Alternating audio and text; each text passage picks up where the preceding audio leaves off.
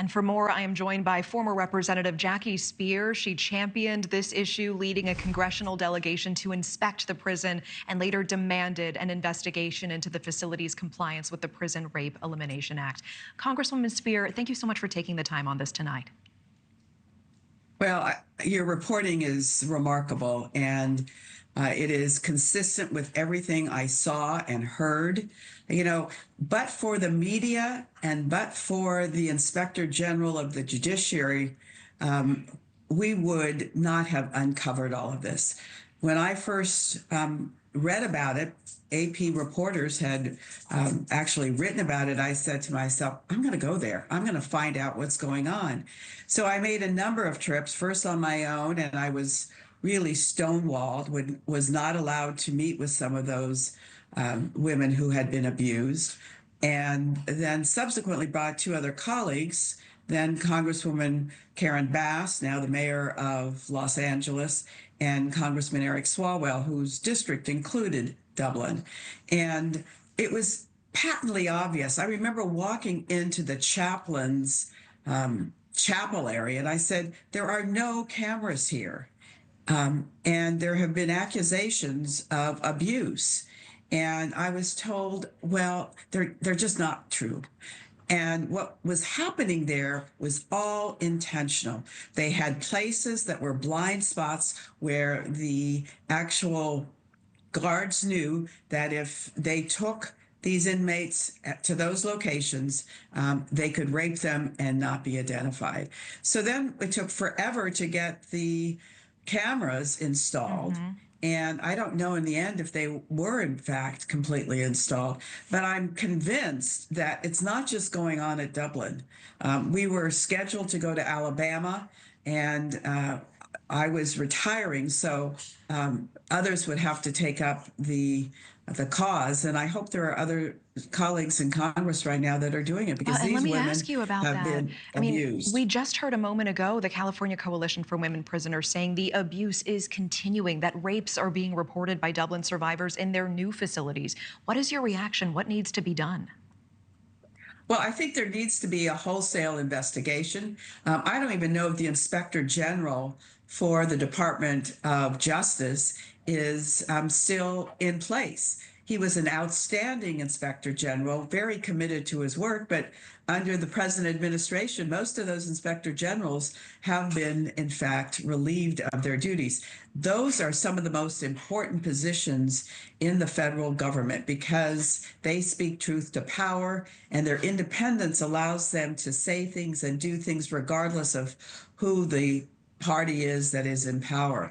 So I think more needs to be done. I would call upon the Judiciary Committee of both the House and the Senate to hold hearings, to have these women come forward and to testify.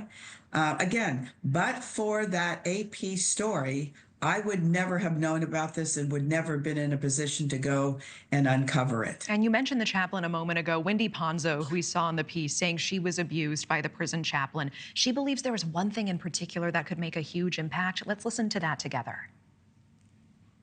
The only way to stop it is if every single correctional officer or anybody of power over somebody who's vulnerable, whether it's a mental health institution, jails, or prisons, state and federal, the only way to stop it is by full exposure through body cam. Congresswoman, do you agree with this? What would it take to get body cams on all correctional officers that are on and monitored properly? Well, it's actually a very good recommendation. You know, these women, many of them were in positions that defied the fact that they were very smart and capable individuals. So I would not be opposed to seeing them wear body cams. I mean, that's one way of creating accountability on both ends, because sometimes people feign things happening. So to have these correctional guards wearing body cams would be fair for both the inmates and the correctional officers. You know, the Justice Department has terminated nearly $1 billion in grants funding everything from domestic violence survivors programs to gun violence prevention, and this also includes programs supporting the Prison Rape Elimination Act, or PREA. Does this essentially gut Priya? And in your eyes, what is the ramification here? I think it's a get out of jail free card for anyone in the system who wants to rape an inmate. Having Priya was incredibly important to these women.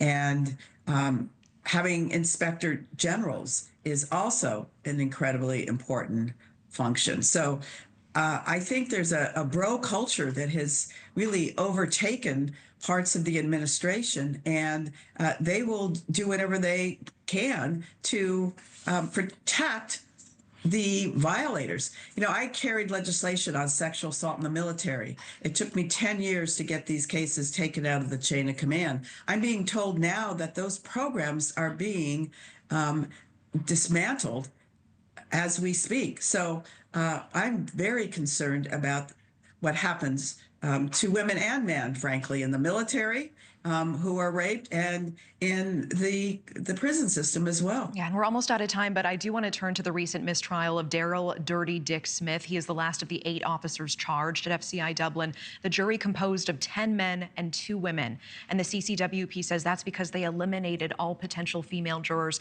who had experienced sexual assault or knew someone who had. Is that an issue? And what is your reaction to the mistrial? Well, I hope that he is charged again and that he is retried, maybe at another location. But if, in fact, rape cases in the future are going to be ones in which they're all men, I think you're going to see a bias. Congresswoman Jackie Speier, truly appreciate you coming on tonight and speaking on this. Thank you. Thank you. Thank you for watching. Subscribe below and download our NewsNation app right now on your phone, and you will get fact-based, unbiased news for all Americans.